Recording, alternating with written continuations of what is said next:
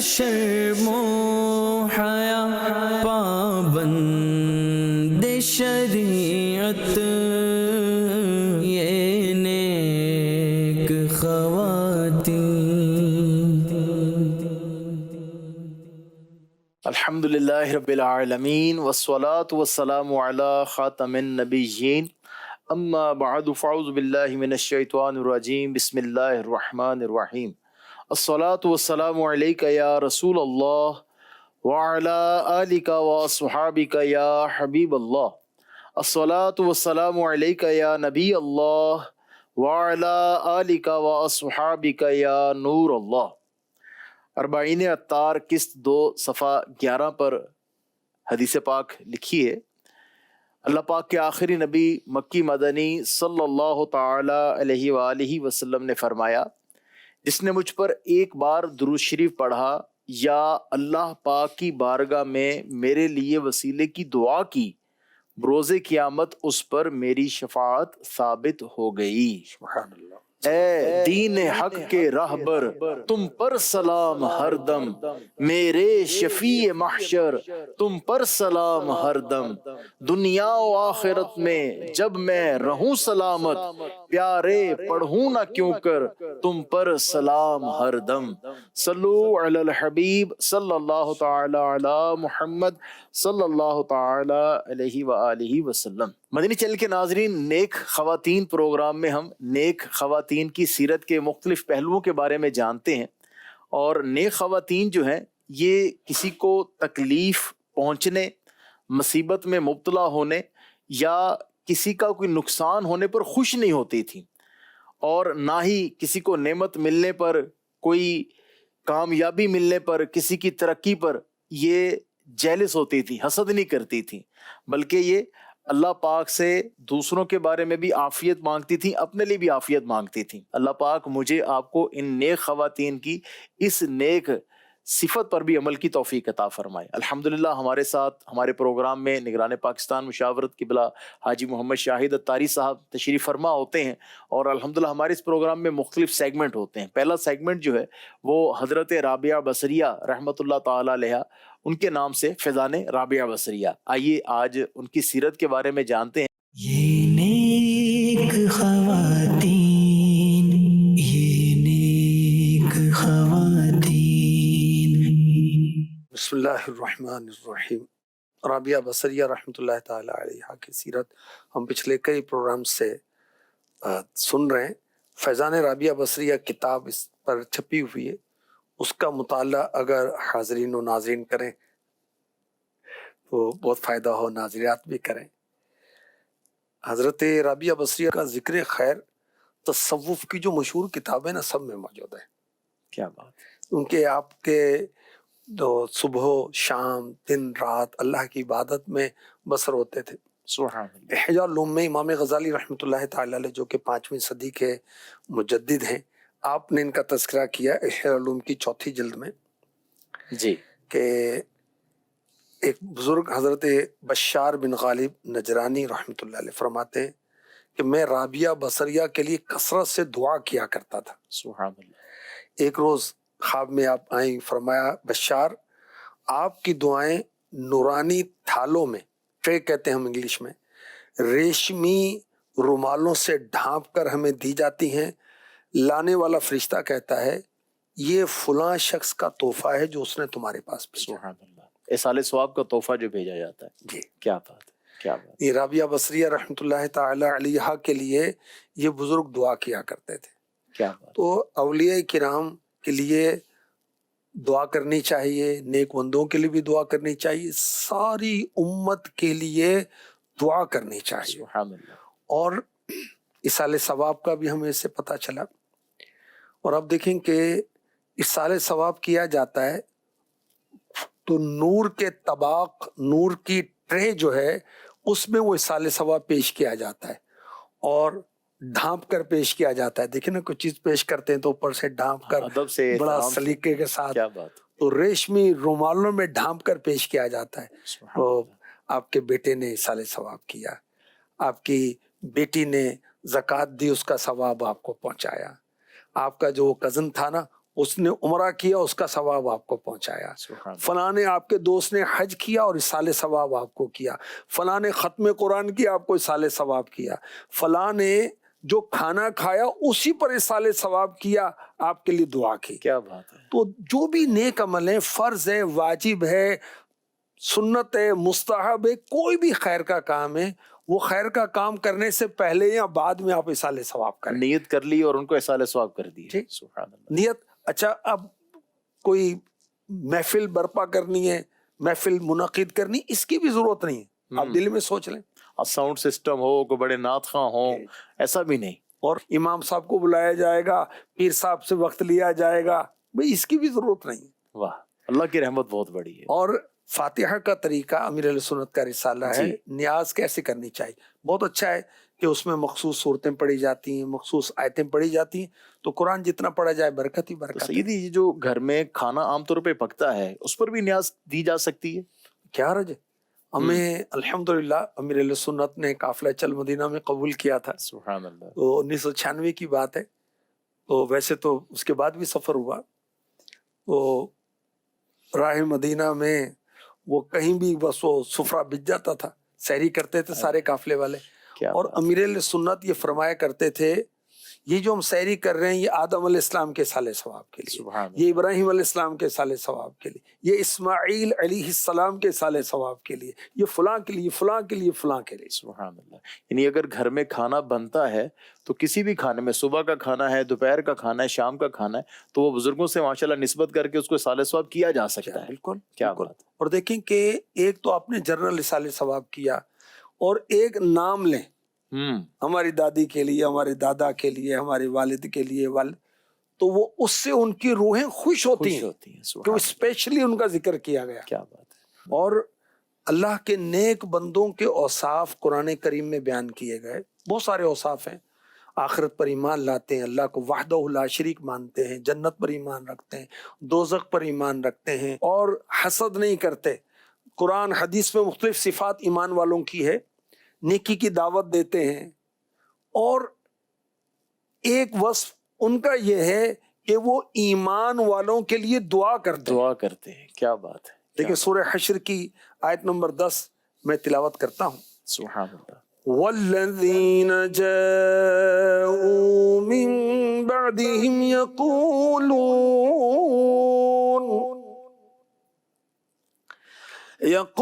يقولون ربنا اغفر لنا ولإخواننا الذين سبقونا بالإيمان ولا تجعل في قلوبنا غلا للذين آمنوا ربنا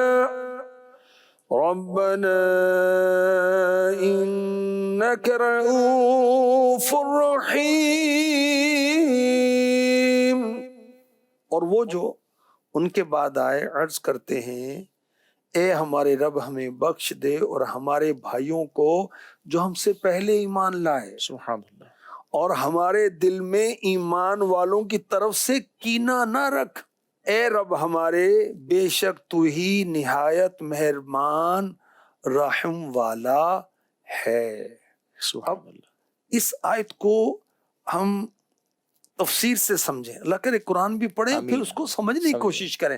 تفسیر صراط الجنان ماشاءاللہ موجود ہے، ایپ اس کی زبردست، مور دین 1 ملین لوگوں نے اس کو ڈاؤن لوڈ کیا ہے اللہ کی رحمت سے۔ آسان ماشاءاللہ تفسیر، بہت آسان اردو کے اندر۔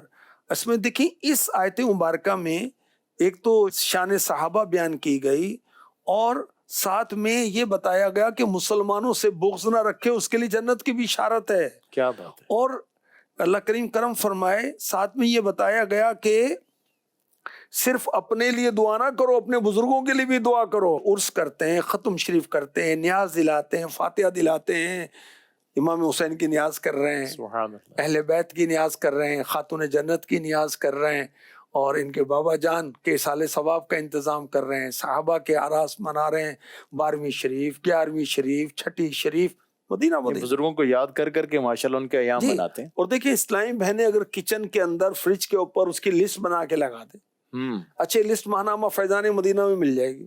بالکل ایسے ہی۔ اچھا، اسلامی مہینوں کے فضائل. اس کتاب کے اندر ہر مہینے میں جن بزرگوں کے آراس ہیں نا اس کی لسٹ موجود ہے. کیا بات ہے. آپ ایوری منتھ اس سے اسکرین شاٹ لیں, موبائل میں سیو کر لیں, پرنٹ نکال کر لگا دیں تو پتہ چل جائے بھی آج کا کھانا ان کے لیے. سبحان اللہ.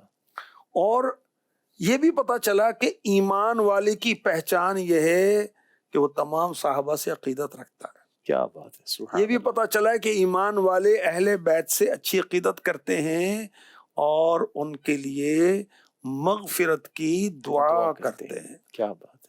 والذین جاءوا من بعدہم, اور ان کے بعد آنے والے یعنی مہاجرین انصار, یہ صحابہ ہیں نا, یہ عرض کرتے ہیں یا اللہ ہمیں اور ہمارے ان بھائیوں کو بخش دے جو ہم سے پہلے ایمان لائے, اور ہمارے دل میں ایمان والوں کے لیے کوئی کینہ نہ رکھ. اب مجھے بتائیں کہ مہاجرین اور انصار کے بعد کون ہوئے قیامت تک ایمان والے؟ سارے مسلمان. سارے مسلمانوں کے لیے دعا. اور اس سے پہلے کون؟ وہ جو صحابہ پہلے چلے گئے. ہر صحابی نبی جنتی, امیر علیہ سنت یہ فرماتے ہیں. حدیث پاک میں ہے اللہ پاک قبر والوں کو ان کے زندہ متعلقین کی طرف سے ہدیہ کیا ہوا ثواب پہاڑوں کی مانند عطا فرماتا ہے. سبحان اللہ. زندوں کا تحفہ فوت شدگان کے لیے دعائے مغفرت کرنا ہے. ماں چلی گئی دنیا سے, اب اس کو کیا جوڑا دو گے؟ دعائے مغفرت کریں اب کیا کھانا کھلاؤ گے؟ سالے ثواب کریں گے. اب تو یہ سالے ثواب ہے, دعائے مغفرت ہے.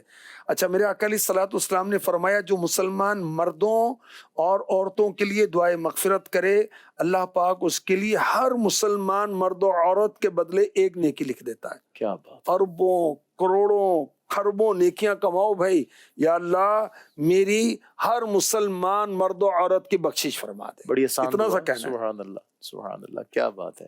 مدنی چینل کے ناظرین الحمدللہ ہزاروں نہیں, لاکھوں نہیں, کروڑوں نہیں, اربوں نیکیاں کمانے کا, خربوں نیکیاں کمانے کا بڑا آسان موقع. اور یوں سارے ثواب کرتے رہیں, نیکیاں کماتے رہیں. اللہ پاک کو قبول بھی فرمائے اور اس کی سعادت بھی عطا فرمائے. آئیے بڑھتے ہیں اگلے سیگمنٹ کی طرف. ننھی مبلغہ. یہ نیک خواتین, یہ نیک خواتین. مدنی چینل کے ناظرین, آپ دیکھ رہے ہیں پروگرام نیک خواتین, جس میں اپنے شعراء گرانے پاکستان حاجی محمد شہادت علم و حکمت کے ایمانی پور بیان کر ہماری تربیت کرتے ہیں.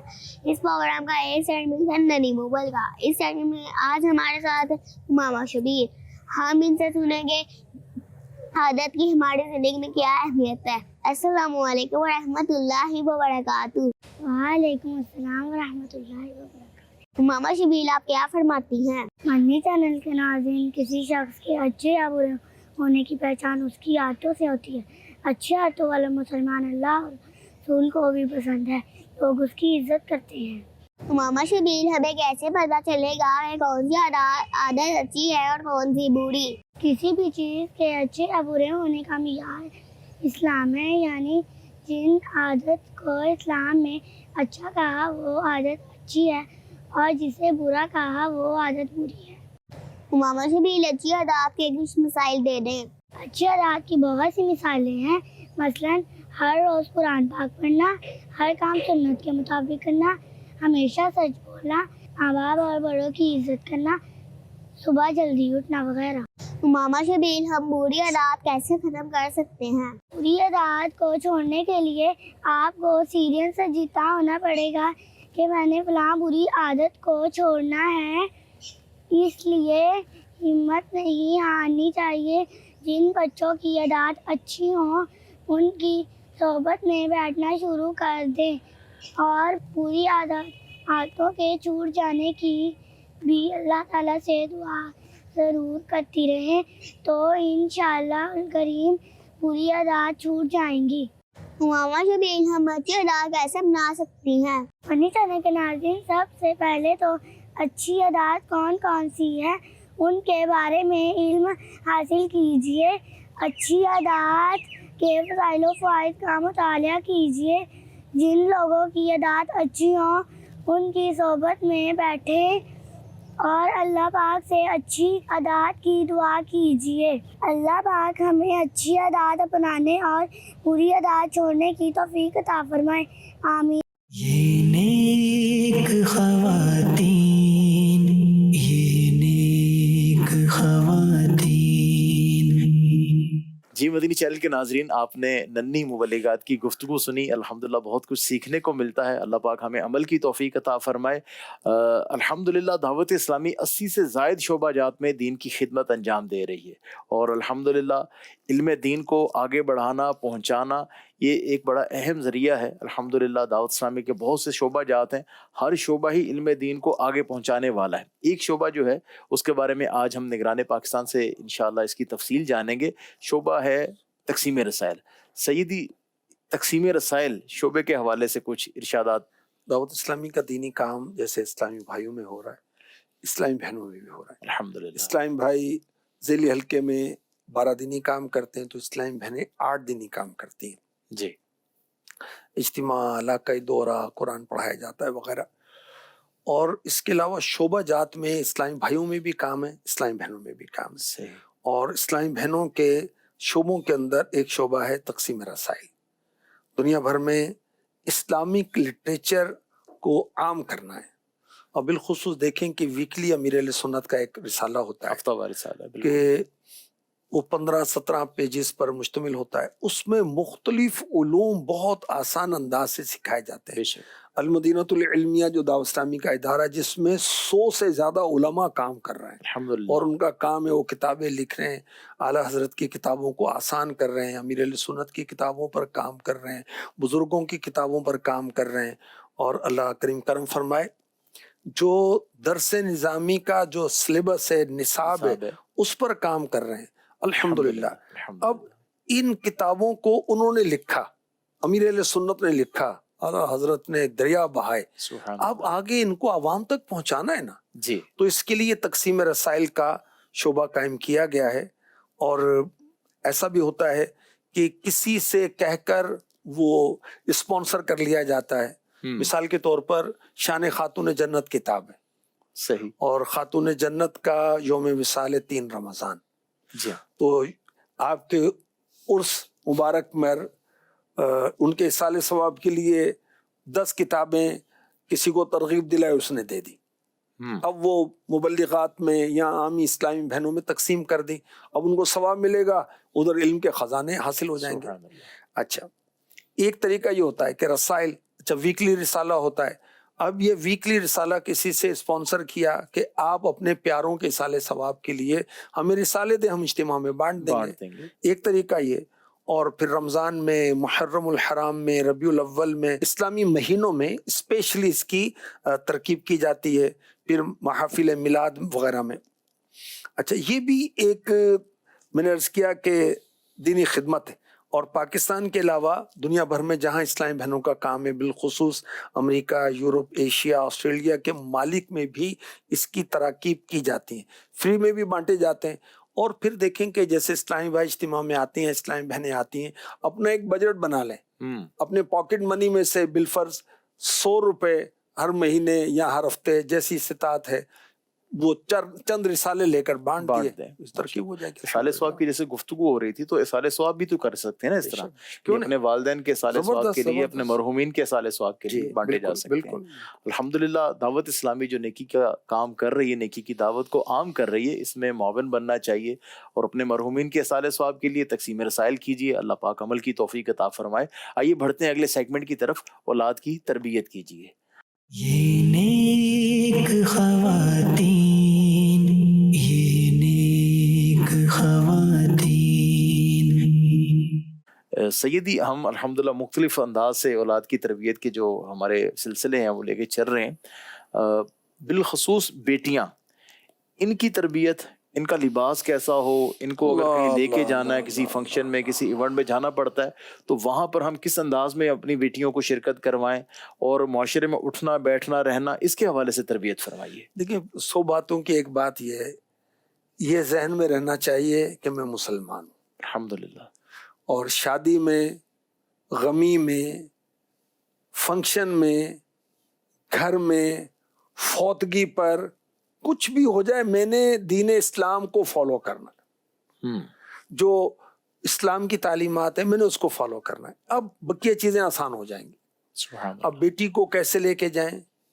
بھی اگر بیٹی بہت چھوٹی ہے تو اس کا معاملہ اور ہے، اس کو بھی ایسے نہ لے کے جائیں کہ اس کو نظر ہی لگ جائے، اچھا پھر لباس، بچیوں کو لباس بہت حیا والا ہونا چاہیے، بالکل صحیح. کہ ایسا لباس نہ ہو کہ دیکھ کر کے کہ یہ گھر والے کیا ذہن رکھتے ہیں، یہ کس ایکٹریس کا لباس پہنایا ہوا ہے، کس ڈانسر کا لباس پہنایا کس سے متاثر ہے، بالکل صحیح ذہن میں آتا ہے. تو بچیوں کو تربیت کرنا، اور تربیت کرنے کا دیکھیں کہ بچیوں کو رابعہ بصریہ کی باتیں بتائیں نا، سبحان اللہ، بچیوں کو خاتون جنت کی باتیں کریں، کیا بات ہے. بچیوں کو ان خواتین کا تذکرہ کریں جو باپردہ تھیں، با حیا تھیں، اللہ رسول کو فالو کرنے والی، اللہ رسول کے احکامات کے مطابق زندگی گزارنے والی، اور صحابیات و صالحات جو اللہ کی نیک بندیاں تھیں ان کو فالو کرنے کی ترغیب دلائیں، ان کی باتیں بتائیں. اور ایسا لباس جس سے جسم نظر آتا ہے، ایمان والوں کا جو لباس نہیں، ایسا لباس نہیں ہونا چاہیے. اللہ کریم کرم فرمائے اور ہمیں حیا کی دولت عطا فرمائے. اگر ہم باعمل ہو جائیں تو ہمارے بچے اور ہماری بچیاں بھی باعمل ہو جائیں گی، اور ابھی سے ان کو وہ لباس پہنایا جائے جو ان کو بڑا ہونے کے بعد پہنانا ہے. بچیوں کو ہی، بچیوں کو، بالکل بچوں کو بھی، بچیوں کو بھی. عام طور پہ ہوتا ہے نا، وہ بچیاں اور بچے، وہ بعض بچیوں کو بچوں والے لباس بھی پہنا دیتے ہیں، بعض بچوں کو بچیوں والے پہنا دیتے ہیں. اس کی اجازت نہیں ہے، اس کی اجازت نہیں، اس کی اجازت نہیں ہے. جو پہنائے گا وہ گناہ گار ہوگا. یعنی بچیوں کو بچیوں والا ہی لباس پہنایا جائے اور بچوں کو بچوں والا ہی پہنایا جائے. بالکل. اللہ پاک ہمیں شریعت کے مطابق اپنی اولاد کی تربیت کی توفیق عطا فرمائے. آئیے بڑھتے ہیں اگلے سیگمنٹ کی طرف، رسم و رواج. یہ نیک خواتین، یہ نیک خواتین. اللہ اکبر. مائیوں کی رسم، شادی بیاہ کی رسموں کے حوالے سے ہم چل رہے تھے. یہ حیا کی رسم، نئی نئی خرافات، ناجائز رسومات. اس تقریب کے اندر باقاعدہ دلہا دلہن کے الگ سے نئے پیلے رنگ کے جوڑے بنانا لازمی سمجھا جاتا ہے. آج کل سمجھا جاتا ہے جی، باقاعدہ، یعنی کوئی اسلام میں یا ویسے اس کی نہیں، وہ کوئی نہیں ہے اس کے حقیقت نہیں. ان کو ساتھ بٹھا کر اپٹن لگایا جاتا ہے.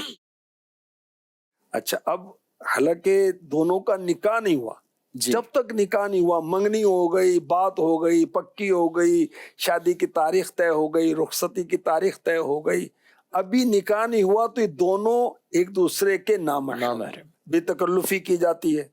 اور دونوں خاندانوں کے مرد و عورت، محرم نامحرم، وہ اپنے ہاتھ سے دلہا دلہن کو مٹھائی کھلاتے ہیں، اپٹن لگاتے ہیں، موویاں بناتے ہیں، بے شرمی، بے ہدگی کی وہ جو حدیں ہیں وہ پار کرتے ہیں. لڑکے لڑکیاں ایک دوسرے پر اشعار اور فکرے کستے ہیں، شرارتیں کرتے ہیں، بھنگڑے ڈالتے ہیں، ناچتے ہیں.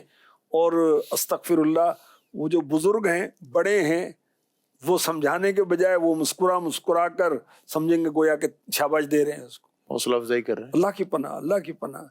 اور دلہن کی بہنیں دلہا کو اپٹن لگا رہی ہیں، تیل لگا رہی ہیں، اللہ کی پناہ. اور پھر تھال لائے جاتے ہیں، اپٹن تیل رکھا جاتا ہے. وہ دیکھیں اس میں کیا حرج ہے؟ بھائی بتاتے ہیں آپ کو کیا حرج ہے. بے حیائی ہے، فحاشی ہے. اور بعد میں یہ جو ایک دوسرے کے ساتھ آنکھیں دو چار ہونی ہے، بعد میں جو ہونا ہے وہ کیا ہونا ہے؟ اللہ کی پناہ، اللہ کی پناہ.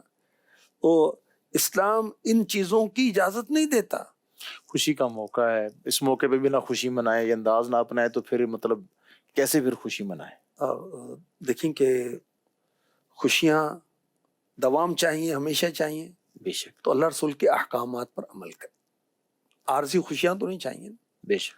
عارضی خوشیاں طویل غموں میں تبدیل ہو جاتی ہیں جب ہم اللہ رسول کو ناراض کرنے والے کام کرتے ہیں. دیکھیں کہ اللہ کریم نے کرم فرمایا، اولاد بھی دی، اور آج وہ دن آیا کہ ہماری اولاد کی شادی ہو رہی ہے، منگنی ہو رہی ہے، کچھ ہو رہا ہے. تو اب اللہ رسول کے احکامات پر عمل کریں تاکہ نعمتوں میں اضافہ ہو، نعمتوں میں اضافہ ہو. ناشکری نہ کریں. یہ بھی جانے کہ خوشی منانی کیسے ہے، اللہ رسول نے کس طرح خوشی منانے کا طریقہ ارشاد فرمایا. صدقہ و خیرات کریں، دعا کریں، نعت خوانی کر لیں.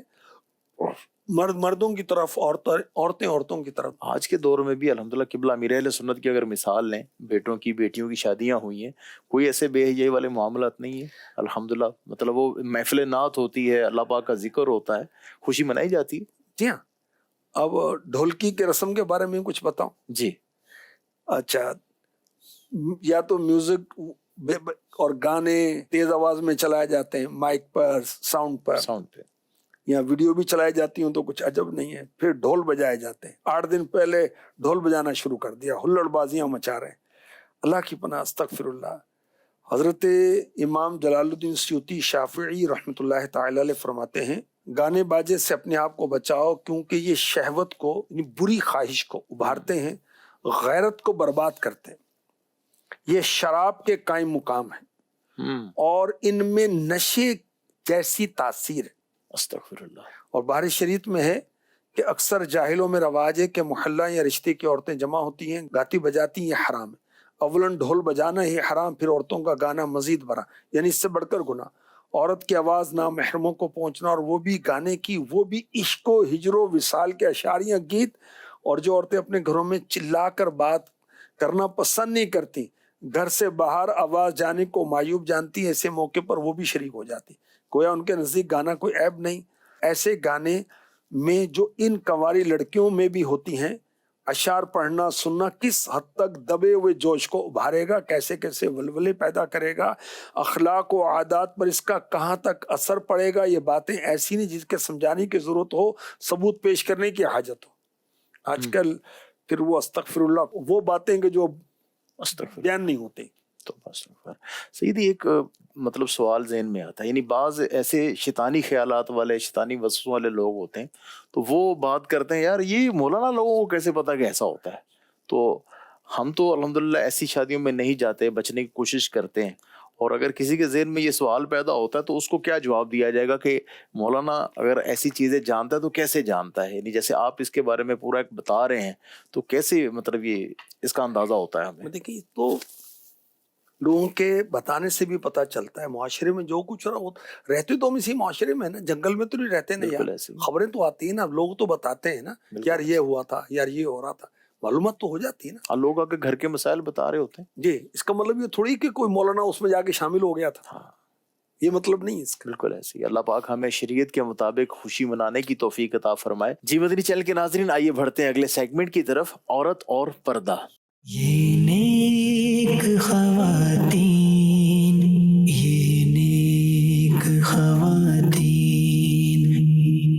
سیدی پردے کے حوالے سے ارشاد فرمائیں. عورت گھر سے نکلنا پڑتا ہے باوجہ، مطلب کوئی ضرورت ہوتی ہے ایسے، تو گھر سے نکلتے ہوئے کیا پردے کا انداز کیا ہونا چاہیے؟ تو بہت وسیع ٹاپک ہے پردے کا. پردے کے بارے میں سوال جواب، یہ کتاب پڑھنی چاہیے، حفظ کر لینی چاہیے. اسلامی بہنیں ان کو پڑھیں، حفظ کریں. اچھا مرد بھی پڑھیں.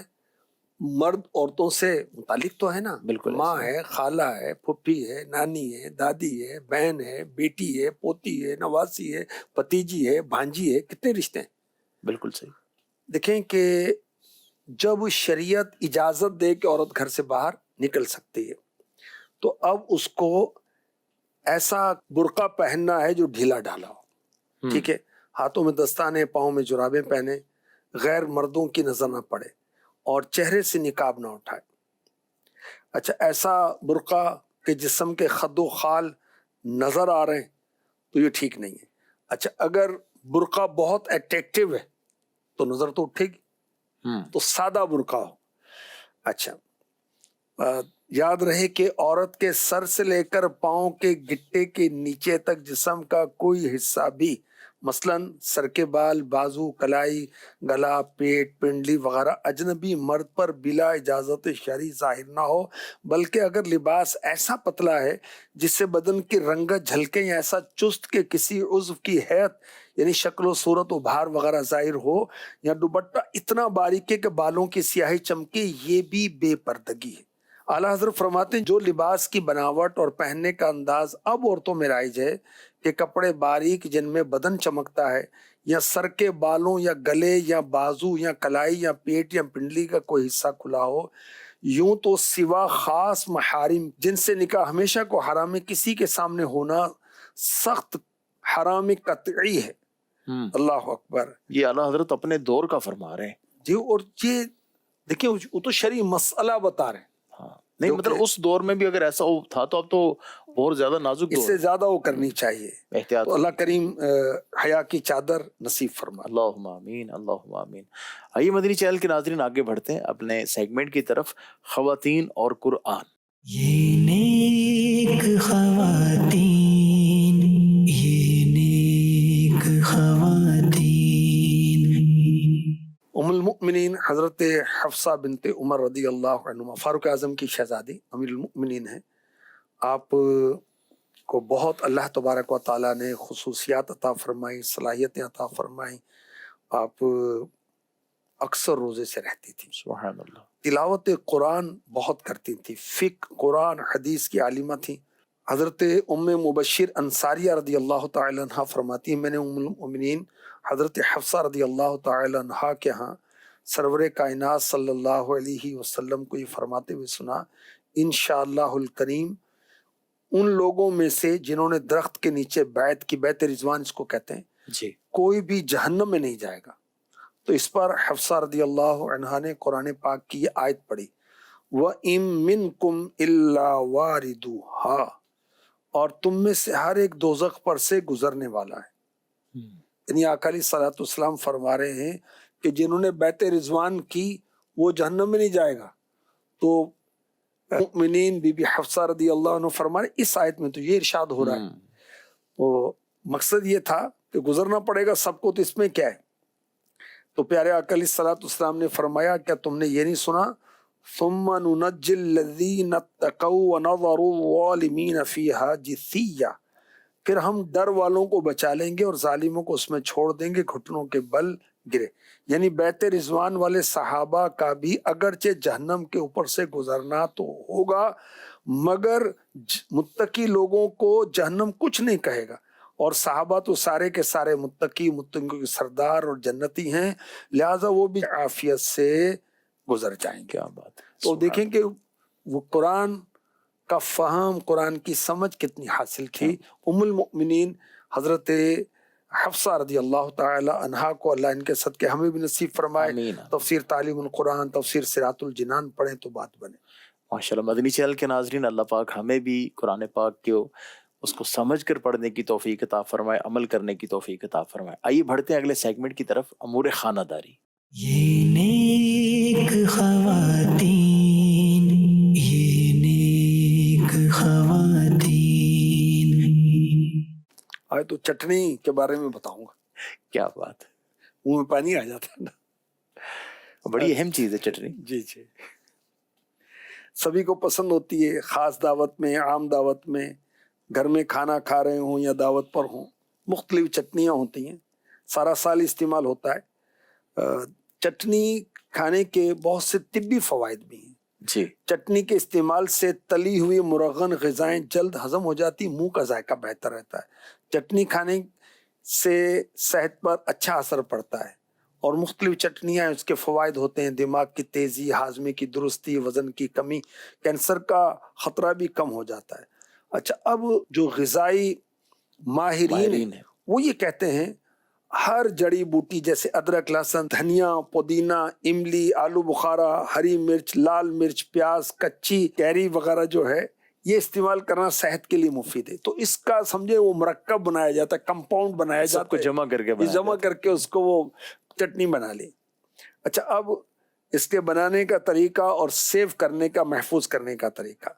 جس چٹنی میں سرکہ یا کوئی اور کھٹاس، لیمو وغیرہ ڈالنا ہو، اس سے مٹی کی ہانڈی میں بنائی. صحیح.